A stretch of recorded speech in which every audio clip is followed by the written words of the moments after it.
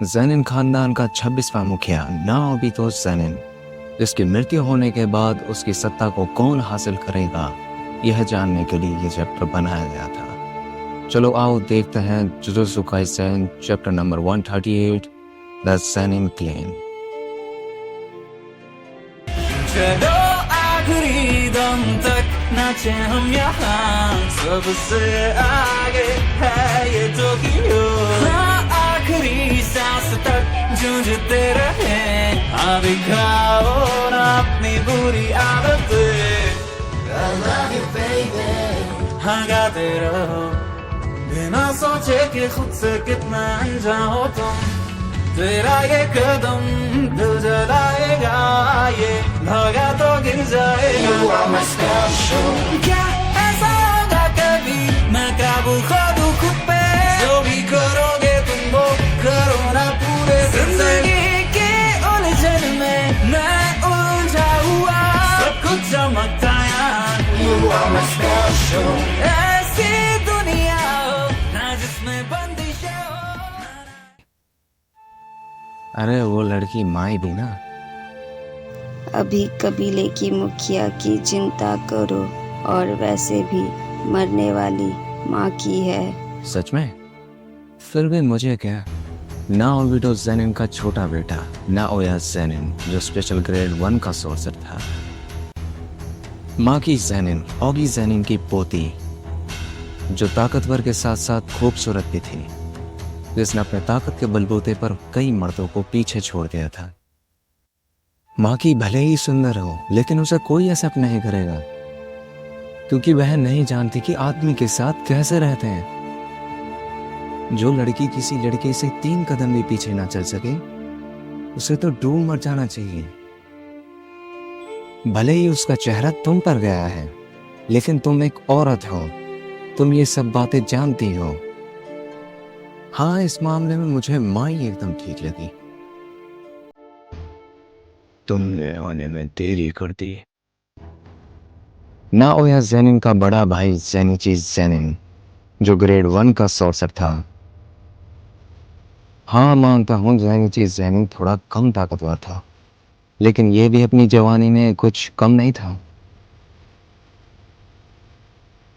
नाओबितो ज़ैनिन का छोटा भाई ओगी ज़ैनिन, जो ग्रेड 1 का सोर्सर था। हाँ, ये थोड़ा कम ताकतवर है, लेकिन यह भी अपनी जवानी में कुछ कम नहीं था।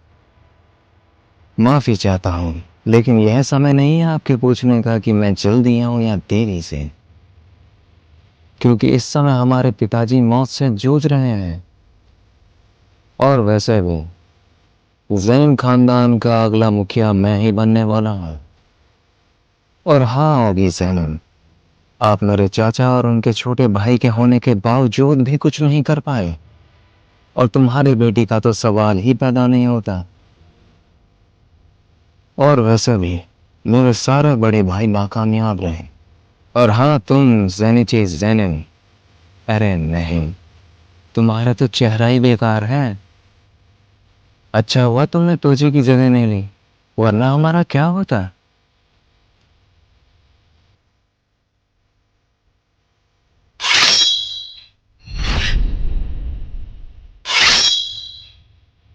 हमारे पिताजी मौत से जूझ रहे हैं।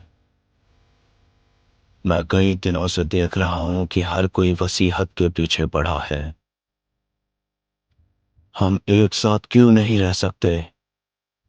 ज़ैनिन कबीले के मुखिया मास्टर नाओबितो ज़ैनिन अब नहीं रहे। चलो आखिर खुशखबरी मिल ही गई। अरे नहीं, मैं फरुदाते उनकी वसीयत को लेकर आया हूँ। मास्टर नाओबितो की इच्छा के अनुसार मैं उनकी वसीयत पढ़ने आया हूँ। जब तक ज़ेनिची ज़ैनिन, ओगी ज़ैनिन और नाओया ज़ैनिन मौजूद ना हो, मैं वसीयत नहीं पढ़ सकता। अगर तुम्हें कोई दिक्कत ना हो तो मैं वसीयत पढ़ूं। हाँ हाँ, जल्दी पढ़ो। मैं वसीयत पढ़ना शुरू कर रहा हूँ। जैनिन खानदान का अगला मुखिया यानी 27वां मुखिया नाओया जैनिन होगा। नाओया जैनिन को सभी संपत्ति उनको विरासत में मिलेगी, जैसे कि प्रीफेक्चुरल जुजुत्सु हाई, जिसमें शापित औजारों का भंडार है। हाँ हाँ, मुझे तो पता ही था। एक और जरूरी सूचना, तोजी फुशिगुरो और सातोरो गोजो के बीच हुए समझौते के तहत मेगुमी फुशिगुरो का ज़ेनिन खानदान में स्वागत किया जाएगा। अगर गोजो सातोरो की किसी तरह मौत हो जाती है या फिर वह मानसिक रूप से पागल हो जाता है तो मेगुमी फुशिगुरो को ज़ेनिन खानदान का अगला मुखिया बनाया जाएगा और उसे सारी संपत्ति दे दी जाएगी। बुढ़े पागल है क्या? कुछ भी बोले जा रहा है। मुझे पता ही था वह ऐसे बिगड़ैल बच्चों को पसंद करेंगे जिन्हें वह जानते ना हो। हम कुछ नहीं कर सकते।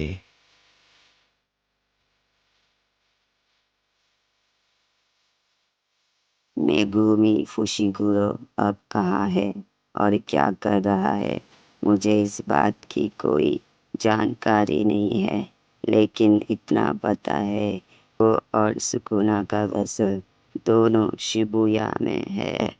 वो कौन? सुकुना का वैसल? यहीं पर सुकुना का वैसल है? वो दोनों, मैं उन दोनों को खत्म कर दूंगा। इस बात से कोई लेना देना नहीं है कि मैं कितनी लोगों की जान लूं। वैसे भी टोक्यो राक्षसों से भरा हुआ है और मैं ज़ेनिन खानदान का मुखिया होने के नाते मैं ये काम कर सकता हूँ। और इन सबको मारने के बाद मैं कुछ ना कुछ तो हल निकाल ही लूंगा। यहाँ की सिचुएशन बहुत ख़राब होती जा रही है। मुझे तो बस नज़र रखने के लिए रखा गया है। माफ़ करना, मैं अपना काम सही से ना कर सकी। जहाँ तक रही मेरी बात, मैं वो लड़की हूँ जो शापित शक्तियों को मारना चाहती हूँ। फिर भी तुम मुझसे खुश नहीं हो। सब खत्म हो गया, सब खत्म। लगता है अब मुझे टेंगन सर का सामना करना पड़ेगा। वहां के मौजूद बच्चों के लिए मैं नानामी सर का बलिदान बर्बाद नहीं कर सकता। यूजी, तुम्हारी चोट कैसी है अब? ब्लैक फ्लैश की मार झेलने के बावजूद भी मैं किसी तरह ठीक हूँ। लगता है किसी की वजह से इसकी ताकत बढ़ रही है। हो ना हो, जरूर ये सुकुना का ही काम है। तुम वापस जुजुत्सु हाई लौट सकते हो। तुम मेरी चिंता मत करो। वैसे भी मुझे अपने दोनों छोटो भाइयों के टुकड़े इकट्ठे करने हैं। बात ये नहीं है कि जुजुत्सु हाई मुझे जाना चाहिए या फिर नहीं, और ना ही मैं तुम्हारी चिंता कर रहा हूँ। मुझे बस चिंता इस बात की है कि सुकुना कुछ बड़ा करने की सोच रहा है और उसने अपने प्लान में फुशिगुरो को भी शामिल कर लिया है। मैंने तुम्हारे छोटे भाइयों को मार डाला है। बस बहुत हुआ, मैं अब और नहीं कर सकता। क्या तुम इस बात से सहमत हो? ये सब तुमने अनजाने में किया। अगर मेरे दोनों भाई भी मेरी जगह होते वो भी यही कहते। बात ये नहीं कि तुम किसको माफ करो या ना करो। भाई हमेशा ऐसे ही होते हैं। तो ठीक है, फिर मैं जा रहा हूं टेंगन सर के पास। यहाँ की शापित शक्तियों को अब तुम संभालना।